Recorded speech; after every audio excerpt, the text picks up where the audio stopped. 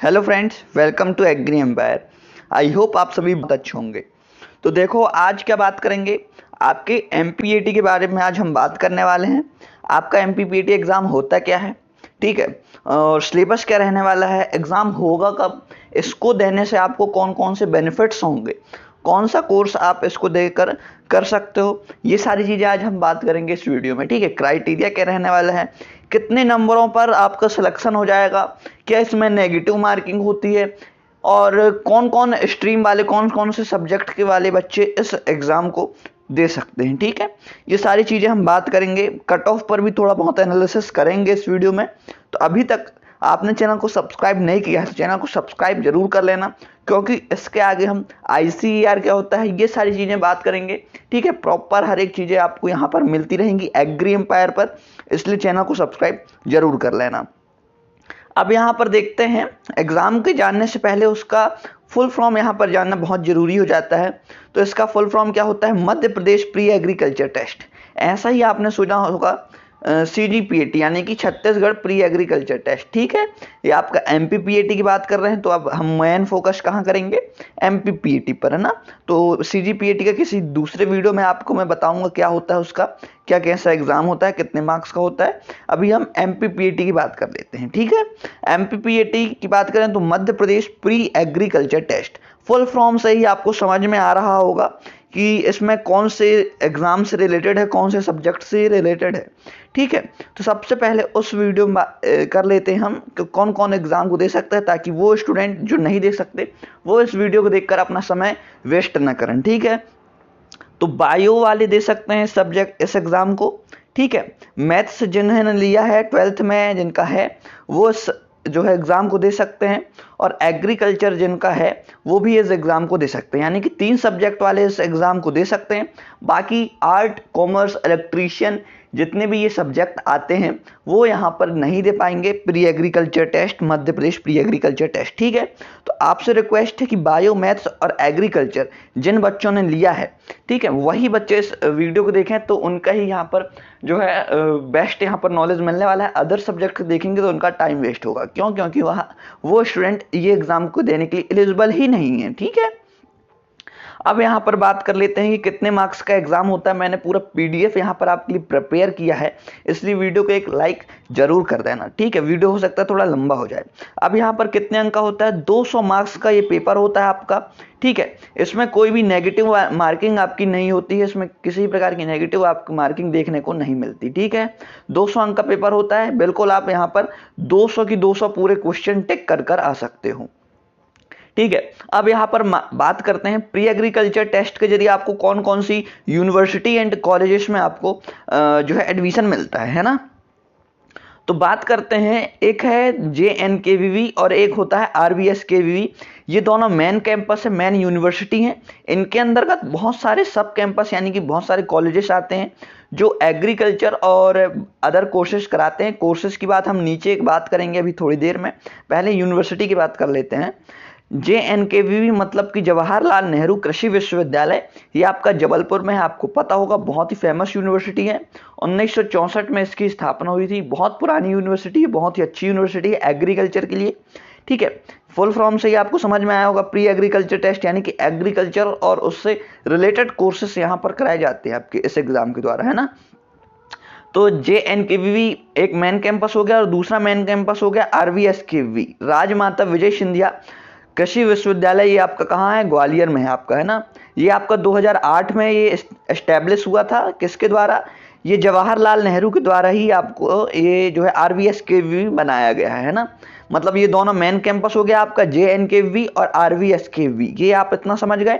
अब इसके अंतर्गत ना, जवाहरलाल नेहरू के अंतर्गत सब कैंपस में बहुत सारे कॉलेज आते हैं, जैसे कि आता है पन्ना, खुरई, पवारखेड़ा, ठीक है, बालाघाट, गंज बसौदा। जी मैं ये जगह के नाम बता रहा हूँ, यहाँ पर एग्रीकल्चर कॉलेजेस हैं। ठीक है, आपके टीकमगढ़, रीवा और रहली और छिंदवाड़ा। रहली और छिंदवाड़ा में आपका हॉर्टिकल्चर का कॉलेज है। ठीक है, आपके पूरे MP में 3 हॉर्टिकल्चर के कॉलेज हैं। पहला है रहली में, दूसरा है छिंदवाड़ा में, और तीसरा है आपका मंदसौर में। ठीक है, मंदसौर किसका सब कैंपस है, वो RVSKVV यानी कि राजमाता विजय सिंधिया कृषि विश्वविद्यालय का आपका सब कैंपस है मंदसौर। अब देखो, देखो RVSKV के अंदर कौन कौन आता है, तो मंदसौर आ गया, एक सीहोर आ गया। RVSKV तो खुद ग्वालियर में है, ठीक है, ये आपको ध्यान रखना है। अब यहाँ बात करते हैं, आप कॉलेजेस समझ गए कि आपको कौन कौन से कॉलेजेस मिल सकते हैं। आपको एग्जाम दोगे तो आपको जबलपुर में मिल सकता है, छिंदवाड़ा भी मिल सकता है, टीकमगढ़ भी, बालाघाट भी, है ना। ये सारी चीज़ें होती हैं, ये कॉलेजेस हैं। मेन कैंपस आपका जबलपुर में है और ग्वालियर में है, बाकी उनके ये सब कैंपस है ना। अब यहाँ पर देखते हैं, इस एग्जाम को देने के बाद आपको 4 कोर्स करने होते हैं। कौन कौन से, यहाँ पर आपको BSc एग्रीकल्चर कर सकते हैं, या फिर हॉर्टिकल्चर, या फिर फॉरेस्ट्री। अब यहाँ पर बात कर लेते हैं कौन कौन से सब्जेक्ट वाले कौन कौन सा कोर्स कर पाते हैं। तो जो बीटेक इंजीनियरिंग इन एग्रीकल्चर दिख रहा है ना, इसको सिर्फ मैथ्स वाले सब्जेक्ट वाले ही बच्चे यहाँ पर इसको कर पाएंगे, ठीक है।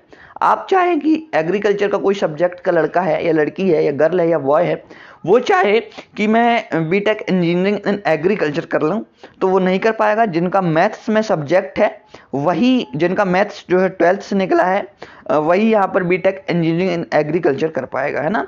और ये वाला कोर्स कहाँ है, सिर्फ जबलपुर आपका मेन कैंपस में है, सब कैंपस में नहीं है ना। ये बातें आपको ध्यान रखनी है। BSc एग्रीकल्चर, हॉर्टिकल्चर, फॉरेस्ट्री, ये आप सभी कोई भी सब्जेक्ट का बच्चा हो आप कर सकते हो, बायो वाला हो चाहे मैथ्स वाला हो चाहे आपका एग्रीकल्चर वाला हो, है ना। आपको ध्यान रखना है, ये आपके 4 कोर्सेज कराए जाते हैं जो है MPPAT के थ्रू, है ना। ICAR से अप्रूव्ड यूनिवर्सिटी है आपकी दोनों, RVSKV और JNKV, ठीक है। अब यहाँ बात कर लेते हैं सिलेबस क्या है। सिलेबस को जानने से पहले आपको बता दूं, अगर आपको MPPAT की तैयारी करनी है तो आपको एग्रीकल्चर के नोट्स चाहिए होंगे। इसमें ये नहीं रहता कि आपका बायो में 12th है, 12th में आपका बायो है तो आप सिर्फ बायो से ही सब्जेक्ट दे पाओगे ना, बायो से ही एग्जाम दे पाओगे। आप एग्रीकल्चर अभी सरल आता है, ठीक है, एग्रीकल्चर 1 2 3 एक इसमें जो है सब्जेक्ट होता है, आपको पता होगा, आपने थोड़ी बहुत आपको अलग से और नॉलेज होगी तो ठीक है। वैसे आपको मैं सारी चीज़ें यहाँ बताऊंगा। अगर आप बायो से हो और आप एग्रीकल्चर सब्जेक्ट एग्जाम देते हो तो आपको सरल पड़ता है, क्योंकि एग्रीकल्चर बहुत ही बेसिक और सरल आती है। इसके थ्रू अगर आप एग्रीकल्चर सब्जेक्ट से अपना जो है एग्जाम देते हो तो आपको बिल्कुल 100% चांसेस है कि आपका सिलेक्शन हो जाएगा MPPAT में। तो अगर आपको एग्रीकल्चर सब्जेक्ट से अगर आप दे रहे हो AG 1 2 3 से, तो आपको क्या है, एग्रीकल्चर के नोट्स की यहाँ पर जरूरत पड़ेगी। और आपके लिए मैं लेकर आया हूँ ओनली 149 में आपको यहाँ पर मैं एग्रीकल्चर के नोट्स दूंगा। हिंदी मीडियम वालों के लिए ये नोट्स होने वाले हैं। इसमें सारी चीज़ें रहेंगी, सारे चैप्टर रहेंगे, पूरा सिलेबस इसमें कंप्लीट कराया गया है इस नोट में, ठीक है, विथ PDF डायग्राम, यानी कि आपका हर एक चीज़ का डायग्राम बताकर यहाँ पर मैंने इसमें दिया है, ठीक है। बहुत दिनों बाद यहाँ पर मैंने आपके लिए नोट्स निकाला है। तो अगर आपको नीड है या फिर आपको ज़रूरत है तो आप बिल्कुल इस नंबर पर कांटेक्ट कर सकते हैं। ये मेरा WhatsApp नंबर भी है और आप इस पर कॉल भी कर सकते हैं अगर आपको नोट्स चाहिए तो, है ना। बिल्कुल आप बिल्कुल इतने से पैसे हैं, ये पैसे आप कहीं भी वेस्ट कर दे तो उसके अकॉर्डिंग मैं आपको बताऊं 150 रुपये कोई ज़्यादा नहीं होते। आप कहीं भी चल जाओगे, खा पी लोगे और आपको वो कुछ मतलब के नहीं रहेंगे। बाकी यहाँ पर अगर आप 150 रुपये इन्वेस्ट करते हो तो आपके 4 साल सिक्योर हो जाएंगे एकदम बेस्ट यूनिवर्सिटी में। एग्रीकल्चर, BSc एग्रीकल्चर, आप अपना मनपसंद कोर्स कर पाओगे, ठीक है। तो अगर आपको चाहिए तो बिल्कुल आप इस नंबर पर कॉन्टैक्ट करें, ठीक है। एग्री एम्पायर आपकी हर एक चीज़ों का ध्यान रखता है। अब सिलेबस की बात करते हैं। सिलेबस आपको मैं बता देता हूं, अभी नेक्स्ट ईयर का सिलेबस तो नहीं आया है, बाकी आपको मैं अभी का सिलेबस बताऊं जो कि PEB की तरफ से जारी किया गया था, उसी सिलेबस का यहाँ पर कोई हर साल चेंजेस नहीं होते हैं। MPPAT में बहुत सालों से, जब से MPPAT का चला आ रहा है तब से एक ही सिलेबस चला आ रहा है और वो चलता जाएगा, है ना।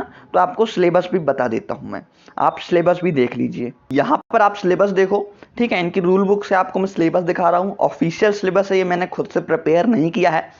MPPAT ESB यानी कि एम्प्लॉय सिलेक्शन बोर्ड है, यहाँ पर उनके द्वारा ये सिलेबस जारी किया है। 2024 का ये सिलेबस है, ठीक है। 2025 और 26 और आपका अनंत तक, जब तक MPPAT चलेगा तब तक यही सिलेबस रहने वाला है ना। ये सिलेबस की जो PDF है मैं हमारे टेलीग्राम और WhatsApp ग्रुप में आपको प्रोवाइड कर दूंगा। आप वहाँ पर जाकर डिटेल से ये MPPAT का सिलेबस आप देख पाओगे, ठीक है। तो ज्वाइन हो जाना WhatsApp ग्रुप और टेलीग्राम ग्रुप, उन दोनों की लिंक आपको डिस्क्रिप्शन बॉक्स में मिल जाएगी, ठीक है। यहाँ पर देखो आपको हर एक सब्जेक्ट के लिए अलग अलग सिलेबस मिल जाएगा देखने के लिए। साइंस यानी विज्ञान के लिए यहाँ पर देखो फिजिक्स में आपका क्या क्या आएगा, ये सारे चैप्टर्स यहाँ पर दिए हैं, ठीक है। ये आप इनको स्क्रीनशॉट ले सकते हो, या फिर जो आपको अगर PDF चाहिए तो आप हमारा टेलीग्राम और व्हाट्सएप ग्रुप ज्वाइन हो जाना। देखो यहाँ पर जनरल एंड फिजिकल केमिस्ट्री भी आती है आपकी, ठीक है, केमिस्ट्री में, और ये 10 टॉपिक हैं, 10 स्ट्रक्चर हैं, ये सारी चीज़ें आपकी आती हैं बायो में। अगर आप देते हो एग्रीकल्चर से देते हो तो आपके एग्रीकल्चर में नहीं आता है ये सारी चीज़ें, आपको सिर्फ एग्रीकल्चर देना पड़ेगा ना। इनऑर्गेनिक केमिस्ट्री भी आती है इसमें, ऑर्गेनिक केमिस्ट्री भी आती है, ठीक है, मैथमेटिक्स भी आती है, अलजेब्रा, ट्रिग्नोमेट्री, ये सारी चीज़ें आपकी आती हैं, बॉटनी आती है, ठीक है। इसका ये डिटेल आपको देखना है तो आप व्हाट्सअप में देख लेना। यहाँ पर अगर आपको हर एक चीज़ें बताऊंगा तो बहुत टाइम हो जाएगा। अब यहाँ पर सीधा सिंपल सा बात करते हैं एग्रीकल्चर के लिए जो मेरे अकॉर्डिंग आपको यहाँ पर एग्जाम देना चाहिए कौन सब्जेक्ट्स के लिए। देखो यहाँ पर कृषि के लिए उपयोगी विज्ञान एवं गणित के तत्व, ठीक है। एग्रीकल्चर में क्या क्या आता है, एग्रीकल्चर में आपका सिलेबस बताऊँ ना तो PCMB आती है, 200 अंक का पेपर है ना आपका, ठीक है। अगर आप AG 1 2 3 ग्रुप से अगर आप दे रहे हो एग्ज़ाम तो आपको जो है 100 नंबर की एग्रीकल्चर आएगी और 25-25 नंबर के आपका PCMB आएगा, यानी कि फिजिक्स, केमिस्ट्री और मैथ्स और बायोलॉजी। और 25 नंबर की जो फिजिक्स, केमिस्ट्री, मैथ्स, बायोलॉजी आती है ना, वो इतनी बेसिक आती है कि अगर आपने 12th में आपका बायो ना तो आप बिल्कुल 25 में 26 अंक ला लोगे, आपको इतनी बेसिक आती। क्योंकि एग्रीकल्चर की बायोलॉजी, केमिस्ट्री, फिजिक्स, मैथ्स इतनी सरल है ना कि बहुत ज़्यादा सरल, और एग्रीकल्चर तो आपको सरल होता ही है, ठीक है। इसलिए आपको मैं जो है रिकमेंड कर रहा हूँ कि आप एग्रीकल्चर के नोट्स लो और उससे प्रिपेयर करो तो आपका 100% सिलेक्शन हो जाएगा, ठीक है। कॉलेज में एडमिशन होने के बाद ये नहीं देखा जाता कि आप कौन से सब्जेक्ट से आपने एग्जाम दिया, ये सारी चीज़ें नहीं रहती हैं। अधिकतर बायो वाले, मैथ्स वाले एग्रीकल्चर सब्जेक्ट से आपका एग्जाम देते हैं, ठीक है, और अच्छे अंक लाकर अच्छी बेस्ट यूनिवर्सिटी में जवाहरलाल नेहरू में एडमिशन ले लेते हैं, है ना। तो आपको पता होना चाहिए।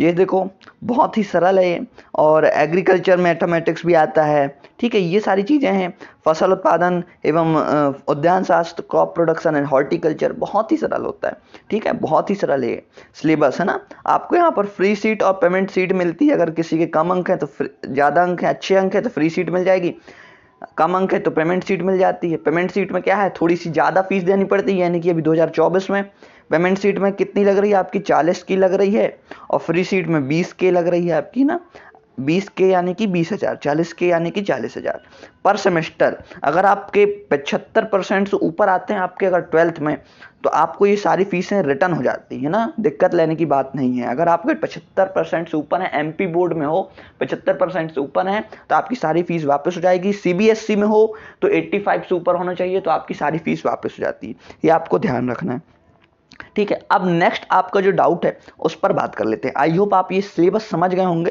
क्या है, और डिटेल समझने के लिए PDF आपको व्हाट्सएप ग्रुप में और टेलीग्राम ग्रुप में मिल जाएगा। अब यहाँ पर देखो एज क्राइटेरिया, ये बहुत सारे बच्चों का यहाँ पर डाउट है, एज क्राइटेरिया क्या रहने वाला है भैया। तो आपको बता दूंगा सर, देखो अगर आपने 12th पास कर ली कितने में, 17 साल की उम्र में, ठीक है। अगर आपने 12th पास कर ली 18 साल की उम्र में तो आप बिल्कुल एलिजिबल हो जाओगे, बिल्कुल। यहाँ पर आपके लिए कोई भी यहाँ पर एज क्राइटेरिया नहीं रहने वाला है। आप यहाँ पर जो है 12th जैसे ही जिस ईयर में आप पास करते हो उसी समय आप यहाँ पर एलिजिबल हो जाते हो MPPAT का एग्जाम देने के लिए। आपको बता दूं आप तो 11th में भी MPPAT एग्जाम दे पाओगे, ठीक है। बाकी आपने 11th में दे दिया, फिर उसके बाद जो है आप पास भी हो गए, अच्छे अंक आपके आ गए। अब वहाँ पर आप एडमिशन कराने जाओगे ना तो आपको कहा जाएगा कि आपका 12th की यहाँ पर मार्कशीट दिखाए आपकी, है ना, 12th की मार्कशीट दिखाएं, आपने 12th में कितने परसेंटेज बनाए ये आपको दिखाना पड़ेगा वहाँ, तो आप फिर नहीं दिखा पाओगे ना। इसलिए आपको बताऊंगा आप 11th में आप एग्ज़ाम दे दो, आपके नॉलेज के लिए, आपके लिए नॉलेज गेन हो जाएगा आपके लिए, ठीक है। आप कैसा एग्ज़ाम आता है, कैसा पैटर्न आता है, ये आप जानने के लिए 11th में पेपर दे सकते हो। 12th में जैसे ही आपकी 12th रनिंग है ना उसी समय आपका एग्जाम होता है, आप एग्जाम दे दो और आपका जैसे ही एग्जाम निकलता है आपका 12th भी निकला और एग्जाम भी निकला, तो आपका बिना कोई ड्रॉप के यहाँ पर आपका सिलेक्शन हो जाएगा। आप डायरेक्ट ही अपना समय वेस्ट करे बिना आप कॉलेज में एडमिशन ले सकते हो ना, कि आप 12th, तो मेरे अकॉर्डिंग तो यही है कि अगर आप 12th जितने भी साल में आपने क्लियर किया और एग्जाम दे दो, या फिर 12th रनिंग में भी हो अगर आप तो एग्जाम दे सकते हो, ठीक है। मोस्ट इंपॉर्टेंट है। और आपको जो मैंने नोट्स बताए थे ना वो आपके 12th के लिए भी इंपॉर्टेंट है ना, 12th में जो पढ़ रहा है अभी, 12th में जो एग्रीकल्चर लिया है वो स्टूडेंट, उसके लिए भी वो इंपॉर्टेंट होने वाले हैं वो नोट्स, ठीक है। तो आपको क्राइटेरिया पता चल गया होगा, एज क्राइटेरिया। एग्ज़ाम कब होगा, तो एग्ज़ाम आपका होता है फ्रेंड्स जून जुलाई के बीच में आपका एग्ज़ाम हो जाता है, ठीक है। कभी भी आपकी रूल बुक आ जाएगी, कभी भी आपका नोटिस यहाँ पर जारी हो जाता है मार्च में, है ना। जैसे ही आपका 12th एमपी बोर्ड वालों का जैसे ही आपका 12th निकलेगा, मतलब एग्ज़ाम होगा, उसी समय आपका यहाँ पर नोटिफिकेशन आ जाता है एमपीपीएटी के लिए फॉर्म फिलअप करने के लिए। तो आपको समझ में आ गया, जून जुलाई में आपका ये जो है एग्ज़ाम के यहाँ पर डेट आ जाती है, डेट नहीं सॉरी एग्ज़ाम होने लगता है, ठीक है। जून जुलाई में आपका एग्ज़ाम हो जाता है, मार्च में आपकी डेट आ जाती है फॉर्म फिल करने की, ठीक है। मार्च में डेट आ जाती है, उसके 1-2 मंथ आपके बाद आपका यहाँ पर एग्ज़ाम हो जाता है किसका, एमपीपीएटी का। ये आपको समझ में आ गया। अब क्वालिफिकेशन क्राइटेरिया क्या रहने वाला है, वही आपको क्वालिफिकेशन क्राइटेरिया बता दूं। आप 12th पास होने चाहिए, ठीक है, नेसेसरी है ये। और आप बायो चाहे एग्रीकल्चर चाहे मैथ्स, आप कोई भी सब्जेक्ट या स्ट्रीम वाले से हों, आप बिल्कुल यहाँ पर एमपीपीएटी देने के लिए एलिजिबल रहेंगे, आपको कोई भी दिक्कत नहीं होने वाली है। तो ये थी फ्रेंड्स आपके लिए वीडियो। Thanks for watching. अभी तक आपने चैनल को सब्सक्राइब नहीं किया है तो चैनल को सब्सक्राइब जरूर कर लेना और वीडियो को एक लाइक जरूर कर देना। और आपको कौन से और टॉपिक पर वीडियो चाहिए आप बिल्कुल कमेंट कर सकते हैं, ठीक है। आपके हर एक कमेंट का जवाब दिया जाएगा एग्री एम्पायर में, ठीक है। वीडियो को लाइक कर देना, अपने दोस्तों के साथ शेयर कर देना। और अगर आप एग्रीकल्चर के नोट्स लेना चाहते हैं तो बिल्कुल मुझे इस नंबर पर कांटेक्ट कर सकते हैं आपको, ठीक है। आपको हर एक चीज़ यहाँ पर डिटेल चीज़ें यहाँ पर मैं बता दूंगा। तो मिलते हैं फ्रेंड्स ऐसे ही नेक्स्ट इंपॉर्टेंट वीडियो के साथ। कब मिल पाएंगे, जब आप चैनल को सब्सक्राइब करके रखोगे, है ना। इसलिए चैनल को सब्सक्राइब और बेल आइकन को ऑल पर जरूर प्रेस कर लेना, ताकि आपको हर एक वीडियो की नोटिफिकेशन सबसे पहले मिले।